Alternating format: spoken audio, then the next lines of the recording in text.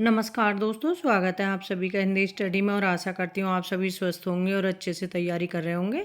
हम ये रीतिकाल के क्वेश्चन आंसर कर रहे हैं। लास्ट ईयर आए हुए क्वेश्चन है एग्जामों में। ठीक है, स्टार्ट करते हैं अपनी क्लास। आज का पहला क्वेश्चन है, इसमें से किस विकल्प के सभी ग्रंथ लक्षण ग्रंथ हैं? तो इसमें बताना कि कौन से विकल्प है ऐसा जिसमें सभी ग्रंथ लक्षण ग्रंथ हैं। तो वो हैं भाषाभूषण, ललित ललाम, कविकुल कल्पतरु और काव्य रसायन। तो ऑप्शन हमारा बी सही होगा इसमें। नीचे दी गई रचनाओं के आधार पर उत्तर दीजिए। अष्टयाम, अलंकारमाला, राग रत्नाकर, अंग दर्पण किस विकल्प की सभी रचनाएं देव की नहीं हैं? तो इसमें ऑप्शन डी है कि जो दो अलंकारमाला और आई भी अंग दर्पण रसलीन की रचना है और अलंकारमाला अंग दर्पण ये देव की रचना है। नहीं, ये अलंकारमाला किसकी रचना है? सूरती मिर्स की। और अंग दर्पण रसलीन की रचना। किसी कवि का यश उसकी रचनाओं के परिणाम के हिसाब से नहीं होता बल्कि गुण के हिसाब से होता है। शुक्ल जी का यह कथन किस रीतिकालीन कवि के संबंध में है? तो वो है बिहारी जी के संबंध में। जन्म काल के अनुसार इन कवियों का सही अनुक्रम है। तो इनमें से कौन से हैं? केशव, चिंतामणि, देव, पद्माकर। तो ऑप्शन हमारा बी सही होगा इसमें। इसमें स्थापना इस काल को रीतिकाल कहने में किस प्रकार का अव्याप्ति दोष न होगा? तर्क है क्योंकि प्रत्येक कवि द्वारा इसमें श्रृंगार को न्यून अधिक रूप ग्रहण किया जाना भी तो एक विशेष प्रकार की रीति है। तो इसमें ए और बी तर्क दे रखा और स्थापना वाला। तो इसमें हमारा सही होगा ए और आर दोनों सही हैं। निम्नलिखित में से किस ग्रंथ की सही काव्यांगों का विवेचन सर्वांग विवेचन किया गया है? तो सर्वांग विवेचन किस में किया गया है? तो कवि कुल तरु में। तो कवि कुल तरु किसकी रचना है? तो ये है चिंतामणि की रचना है। रसविलास देव की रचना है। शिवराज भूषण भूषण की रचना है। ललित ललाम मतीराम की रचना है। आगे की कवि सुकवि रिझी हैं तो कविताएं न तो राधिका कानाई सुमिरन को बहानो है। इन काव्य पंक्तियों के रचयिता हैं ये हैं भिखारी दास। ये अलग अलग एग्जामों में आए हुए हैं, जैसे ये राजस्थान लेक्चरार में आए हुए हैं। इस तरह से अलग अलग एग्जामों में आए हुए हैं। निम्नलिखित में से कौन सा ग्रंथ मतीराम द्वारा नहीं रचा गया? तो रस रहस्य किसकी रचना है? कुलपति मिश्र की रचना है रस रहस्य। उनकी विरह ताप की अतियुक्तियों में दूर की सूझ और नाजुक ख्याली बहुत कुछ फारसी की शैली है। शुक्ल जी का ये कथन किस कवि के विषय में है? तो शुक्ल जी का ये कथन किसके विषय में है? ये बिहारी जी के विषय में है। स्थापना है और तर्क है। उनके द्वारा बड़ा भारी कार्य यह हुआ कि रसों और अलंकारों के बहुत ही सरस और हृदयग्राही उदाहरण अत्यंत प्रचुर परिणामों में उपस्थित हुए। तर्क यह है क्योंकि इन रीति ग्रंथों के कर्ता भावुक, सहृदय और निपुण कवि थे। तो इसमें ऑप्शन ए सही होगा। ए और आर दोनों सही है। हिंदी रीति ग्रंथों की परंपरा चिंतामणि त्रिपाठी से चली, अतः रीतिकाल का आरंभ उन्हीं में से मानना चाहिए। तो ये कथन किसका है? तो ये कथन है आचार्य रामचंद्र शुक्ल जी का। आगे देखते हैं। भूषण बिनु न ब्राजई कविता बनीता मिक्त उक्ति में कवि भूषण ने अपनी कैसी अभिरुचि प्रकट की है? तो ये है अलंकार प्रियता। आगे देखते हैं। ऋतु वर्णन करने वाले कवियों में सर्वश्रेष्ठ कहे जाते हैं। तो ऋतु वर्णन करने वाले कवियों में सर्वश्रेष्ठ कहे जाते हैं सेनापति रीतिकाल के। और ये बड़े ही सहृदय कवि थे। रामचंद्र शुक्ल जी ने लिखा इनके बारे में कि ये बड़े ही सहृदय कवि थे। ऋतु वर्णन तो इनके जैसा किसी और श्रृंगारी कवि ने नहीं किया है। इनकी दो रचनाएं हैं, कवि रत्नाकर और काव्य कल्पतरु। और सेनापति श्लेष अलंकार के लिए प्रसिद्ध हैं। महाराजा जसवंत सिंह के द्वारा रचित लक्षण ग्रंथ का नाम है। तो महाराजा जसवंत सिंह के द्वारा रचित लक्षण ग्रंथ का नाम क्या है? भाषाभूषण। अली कली ही सो बादियो आगे कौन हवाल उक्ति में कवि बिहारी का कौन सा रूप प्रकट हुआ है? तो उद्बोधक रूप।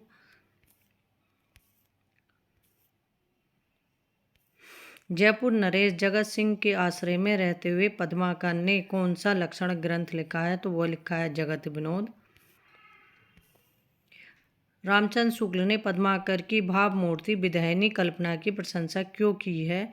क्योंकि इन तीनों गुणों से युक्त शैली के कारण।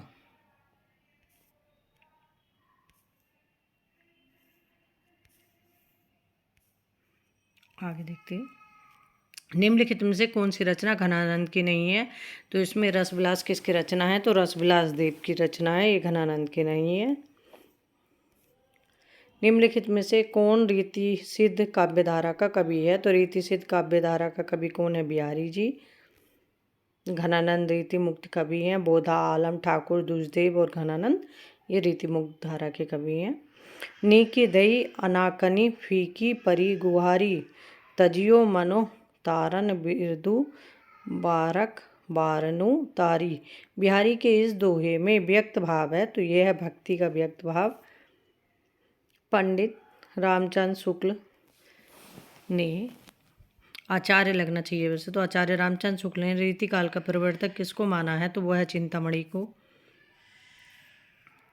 यद्यपि सुदासी सुलक्षिणी सुरबरन सरस सुब्रत भूषण बिनु न ब्राजई कविता बनीता मित किसकी पंक्ति हैं? तो ये पंक्ति है केशवदास की। भाषा वर्णन में प्रथम तुक चाहिए विशेषी, ये बिखेरी दास की पंक्ति है। कुंदन को रंग फीको लागे झलके अति अंगन चाहे गुराई, ये पंक्ति किसकी है? ये पंक्तियां हैं मतीराम की। अपनी अपनी रीति के काव्य और काव्य रीति, ये पंक्ति किसकी है? देव की, एग्जाम में पूछी गई है। उत्तर मध्यकाल को रीतिकाल नाम दिया है, तो उत्तर मध्यकाल को रीतिकाल नाम दिया रामचंद्र शुक्ल ने। रीतिकाल और आदिकाल के नामकरण देख लेना, किसने क्या क्या कहा है रीतिकाल आदिकाल को। इंद्र जिमी जम पर, बाड़व सुअभ पर, रावण संदर्भ पर, रघुकुल राज है, ये पंक्तियाँ किसकी हैं? ये भूषण की पंक्ति हैं। रीतिकाल में वीर रस की रचनाएं करने वाला कौन सा कवि था? वो थे भूषण। जगत विनोद किस कवि की रचना है? तो जगत विनोद किसकी रचना है? ये पद्माकर की रचना है। रीति मुक्त धारा में प्रमुख रहा है, तो रीति मुक्त धारा में प्रमुख क्या रहा है? श्रृंगार चित्रण। देवकृत देवचरित किसके जीवन से संबंधित है? तो देवकृत देवचरित किसके जीवन से संबंधित है? तो वो है कृष्ण के जीवन से संबंधित। देव का मूल नाम क्या था? देवदत्त। ये देव कवि और आचार्य दोनों थे। कोक सागर किसकी रचना है? तो कोक सागर किसकी रचना है? घनानंद की रचना है। देखो ये NBS में पूछा हुआ क्वेश्चन है। ब्रहलीला ब्रजभाषा फारसी छंद में है।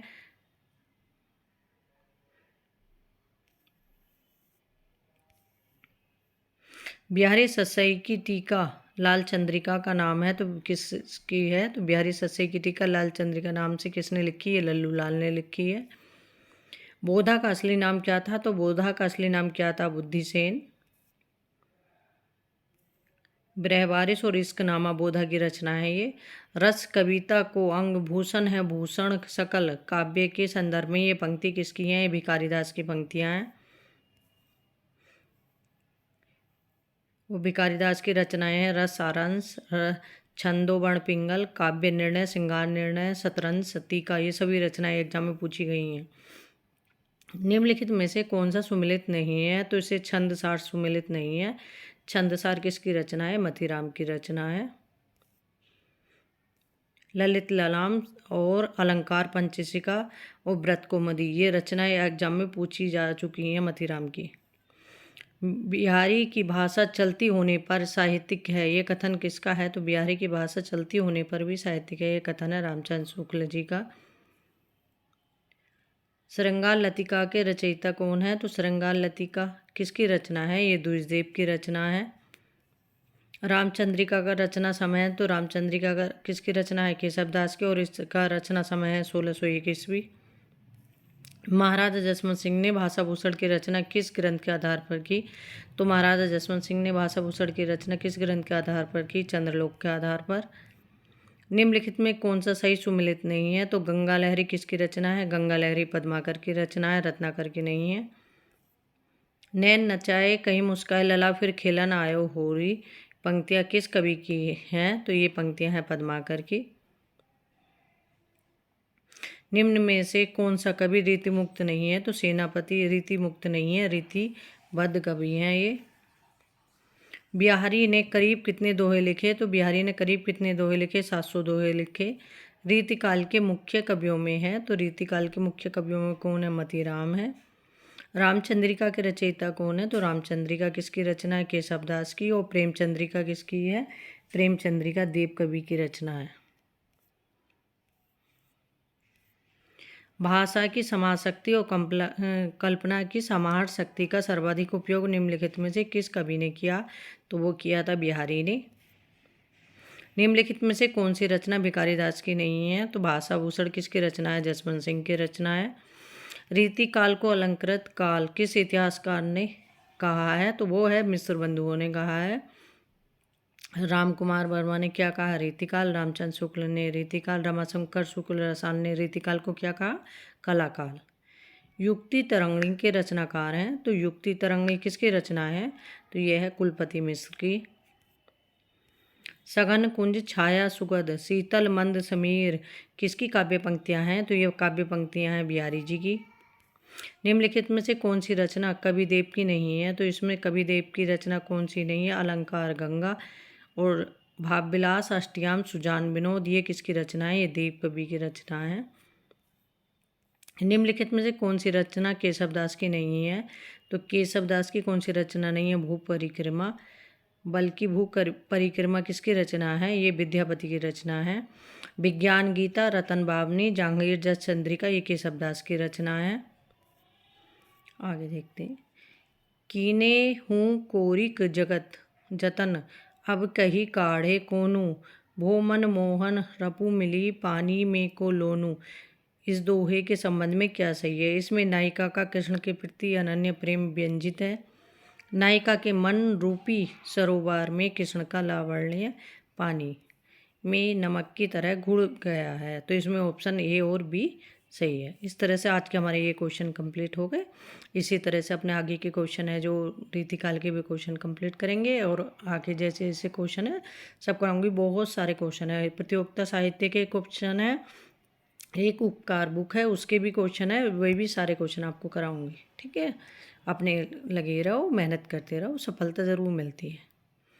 ठीक है, थैंक यू दोस्तों मेरी वीडियो देखने के लिए। और आप मेरे चैनल पर पहली बार आए हैं तो चैनल को ज़रूर सब्सक्राइब कर लेना, बेल आइकन को क्लिक कर लेना, जिससे आने वाली वीडियो को नोटिफिकेशन आपको मिल सके।